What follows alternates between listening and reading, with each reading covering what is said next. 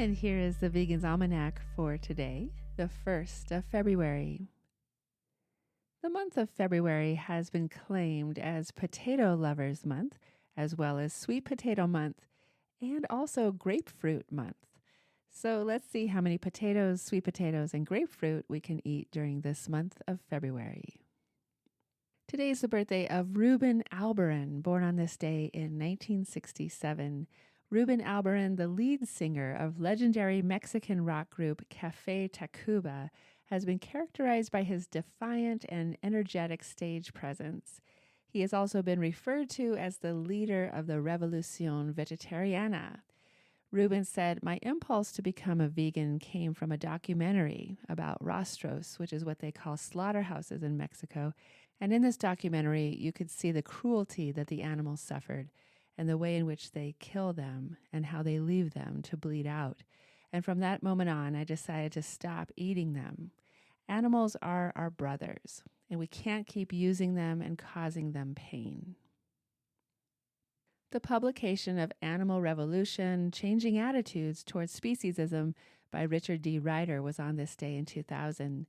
The animal rights movement is well established across the globe and continues to gain momentum, with animal experimentation for medical research high on the agenda and very much in the news. This pioneering book, a historical survey of the relationship between humans and non-humans, paved the way for these developments. Dr. Richard D. Ryder is a psychologist, ethicist, historian, and political campaigner. He's also a past chairman of the RSPCA. His other books include Victims of Science, The Use of Animals in Research, The Political Animal, The Conquest of Speciesism, and Animal Welfare and the Environment. As Mellon professor, he taught animal welfare at Tulane University. The publication of Free the Animals, 20th Anniversary Edition by Ingrid Newkirk was on this day in 2012. This amazing true story is a shattering account of one woman's struggle against the forces supporting the abuse of animals.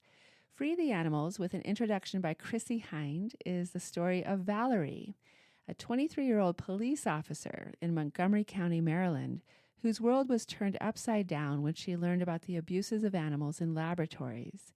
The book describes how this law-abiding woman came to challenge the system by taking direct action, and examines why ordinary people are moved to do extraordinary things on behalf of animals. The publication of Changing the Game by Norman Phelps was on this day in 2015.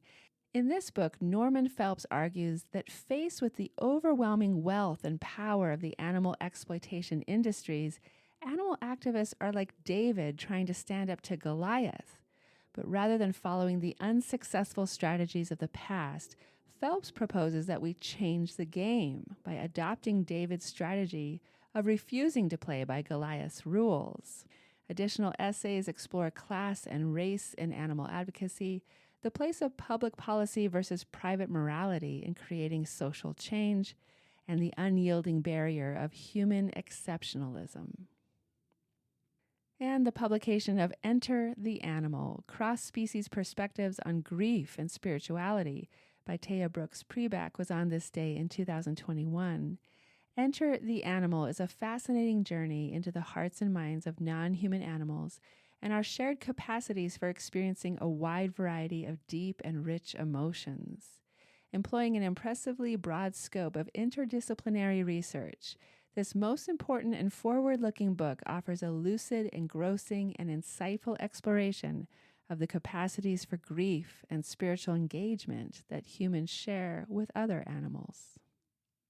And here's a poem for today, February Twilight by Sara Teasdale.